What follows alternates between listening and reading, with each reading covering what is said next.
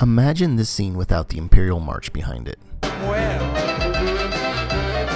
you could see that Pierre did. Would this dancing scene be as iconic without John Travolta and his star power in all the audience's mind? Campaign promises, because until a few weeks ago, I had no... Citizen Kane is seen as one of the greatest and most influential movies, and this is not only because of Orson Welles, but also the groundbreaking work of Greg Toland.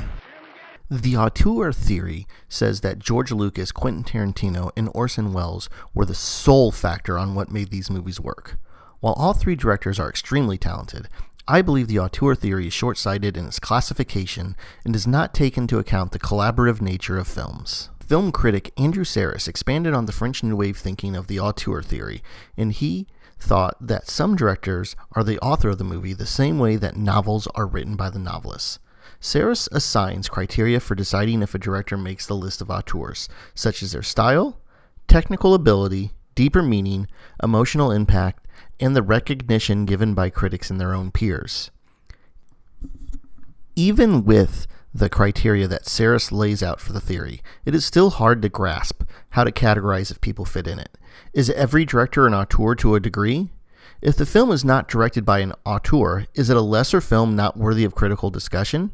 Does a filmmaker have to have a certain number of films in their library before being considered an auteur? The confusing criteria and writings about what an auteur should be was created even before Sarris's article. François Truffaut wrote in his famous article, "The French Cinema is Dying Under False Legends." Truffaut believed filmmakers should forego the money and safety of working in the studio industry and instead have, quote-unquote, an adventure with friends. Borrow cameras, shoot fast, and create something free of a corporate sheen. Half of the battle to make a good film in the United States, a free film, when I say good film, it's a free film. Whether it's good or bad, we don't know. Such films as John Cassavetes in this period would be applauded by Truffaut for doing what he was preaching. But would he have been as excited in the 90s when Kevin Smith practiced this idea with Clerks? I might be the first person on earth to compare these two films, but Clerks and The 400 Blows do share themes that they are both semi-autobiographical stories of the filmmaker's adolescence or young adulthood. I don't know if Truffaut would call Kevin Smith an auteur, but he did praise Hollywood stars at that same time, which is contradictory to his beliefs because stars were usually the highest paid and typically most pampered parts of the set and a giant part of the studio system. If Truffaut were around today, what movie would he like more, The Florida Project or Ocean's 11? A person could make a case for either one, and that shows how loose this theory truly is. When reading Sarris's writing on the Auteur Theory, I think he is onto something interesting, but does not see it through to its completion.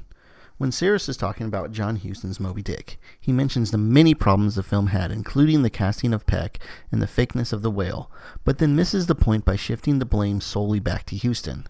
The issues with that film, as he is describing, is not solely at the feet of the director. Did a studio head or producer want Peck because they thought he would bring in a bigger audience? Did the props department turn in subpar work with the titular whale?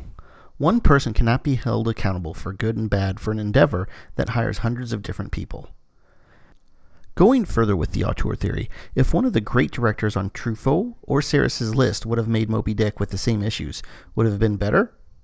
Finally, Sarris's take in what an auteur means takes a deep hit when he writes that Huston is a virtually forgotten man and only has a few actors' classics that are surviving his once promising career, while in the 21st century, classic film scholars hold him in the highest regard.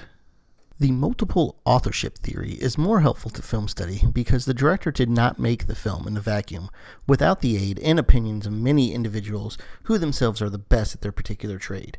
A good example of the multiple authorship theory is the career of Chris Columbus. Columbus is a competent to good filmmaker who would never fit into Sarris's clarification of an auteur.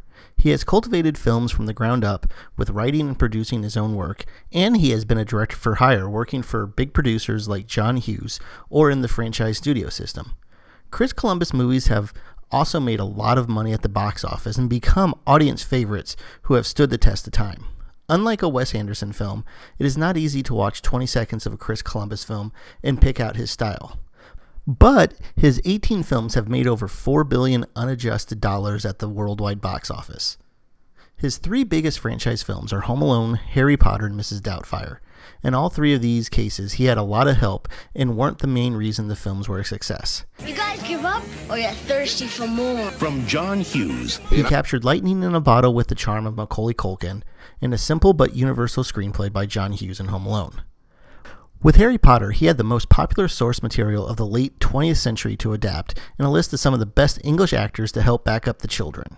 Finally, with Mrs. Doubtfire, he had Robin Williams putting in one of his best, most frantic and beloved performances of his Hall of Fame career. No one would ever call these films successes because of the contribution of Columbus. Yet, in all three cases, he had to work with child actors and get good performances out of them, or the films would not have worked. There are a lot of good so-called studio directors working today that prove that the multiple authorship theory thrives in Hollywood, including Ron Howard and Rob Cohen. The one thing missing from the multiple authorship theory that could bridge what is good with the auteur theory is adding a hierarchy system to the individual films. Much like in sports, a person will be singled out for the team's success or failure, whether it be just or an unjust assumption. If a football team loses the big game, most likely the person blamed in the media will be the star quarterback. If a baseball team loses Game 7 and their star pitcher is on the mound, that pitcher will take the brunt of the criticism, no matter how bad the rest of the team played. When looking at the ending credits for films, the hierarchy system is already in place at a rudimentary level. The movie fades out and the first name that will likely be on the credits will be the director. There are articles, books, and documentaries made about the troubled production of Jaws, and Steven Spielberg justly gets the lion's share of the credit for turning it into an all-time classic. How much credit should go to John Williams for creating the haunting score that has become synonymous with things lurking under the water? What about for Dreyfuss, Scheider, and Shaw for making beloved characters out of paper-thin tropes? Peter Jackson won a much-deserved Oscar for directing the Lord of the Rings trilogy, but the film won 11 Oscars on top of that, including for the music, sound, script, makeup, effects, and more. Jackson in the film was the mastermind behind its success and had a hand in picking his team, but the team were still the best at what they did that year according to their peers. Another theory that negates much of what Sarris said about the auteur theory is the idea that there is no author. The way to understand this theory that Barth writes about is to think that a film, when released, is no longer the work of the directors, but it is for the world to talk and digest. While George Lucas contested this idea this year at Cannes, saying, "I think a film belongs to its creator. When Michelangelo made the ceiling of the Sixtine Chapel, he looked at it and said, I'm going to redo this part." Anyone that has followed George Lucas's career and the many different takes of the Star Wars franchise he has made knows that he does believe this. But the no author theory states that the interpretation, analysis, and reception to a film is out of the creator's hand the minute it is seen by the public. Stanley Kubrick made an adaptation of a Stephen King novel in 1980, and 44 years later, people are still debating the meanings behind the film. There are so many differing and interesting theories that a documentary about the fan theories was made called Room 237. Inception is famous for special effects, sound, set pieces, but also for the question of does the top stop spinning at the end of the movie or not. As fan bases grow and the internet gave people more places to debate their favorite topics, theories and armchair quarterbacking became more and more apparent in film discourse. Is Barbie a great film about being a woman in the 21st century, or the worst man-bashing corporate schlock ever created? Thanks to the work of the AFI and National Film Registry, films are being better preserved and cared for, and thus becoming timeless.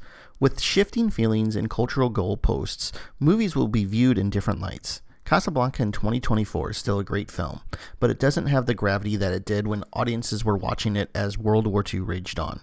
A musical with a character tap dancing in blackface justifiably does not work in present days, but in the 30s was seen as harmless. A director might have had goals and ideas, or as Sarris says, interior meaning, but that meaning can be lost, ignored, or misconstrued when the audience viewing it brings about their own feelings to the film. As our culture evolves and discourse changes on who the creator truly is, arguments against the auteur theory is showing up in different mediums alongside film. A critically acclaimed video game series titled BioShock has delighted fans for over 15 years. Thanks to its immersive story, fun gameplay, and new world building, the series spawned 2 successful sequels and has been credited to Ken Levine. While Levine is an incredible talent in the video game industry, the BioShock series could not have been made without hundreds of people working in the 2K studios where the game was created. Levine might have created the story and made the game in his vision. He still needed countless graphic and sound designers as well as programmers, testers, and debuggers. While many games are sold on their graphic capabilities or are part of a franchise like Mario or Madden, it is becoming more and more common to see auteurs being mentioned in the video game industry. Some examples of creators being held in high regard with video games is Hideo Kojima with the Metal Gear series, Neil Druckmann for Last of Us, and David Cage with Beyond Two Souls.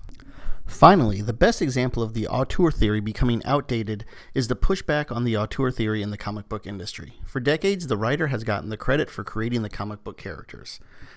Stan Lee is the best example of a comic creator becoming well known in the wider pop culture world, thanks to him cameoing in all of the MCU movies through Endgame.